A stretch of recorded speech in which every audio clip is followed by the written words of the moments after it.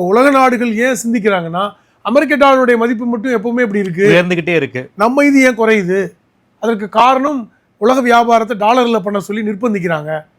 இந்த oil production export கண்ட்ரீஸ்ன்னு இருக்காங்க. ஆமாம், அதாவது இந்த எண்ணெய் வளமிக்க நாடுகள் ஏற்றுமதி கவுன்சில், இந்த கவுன்சிலுக்கே அமெரிக்கா கொடுத்த இன்ஸ்ட்ரக்ஷன், யாராவது ஒருத்தன் நீ டாலருக்கு வாங்காமல் வேறு இதில் வாங்கினீங்கன்னா நாங்கள் உங்கள் மேல் யுத்தம் செய்வோம். அதுக்கு எல்லா நாடுகளும் பயந்துக்கிட்டு வாங்குறாங்க. அதை செய்யாத 2 நாடுகள் ரஷ்யாவும் சைனாவும் தான், ஈரான். நம்ம என்ன பண்ணுறோம், இப்படியும் பண்ணிக்கிறோம் அப்படியும் பண்ணிக்கிறோம்.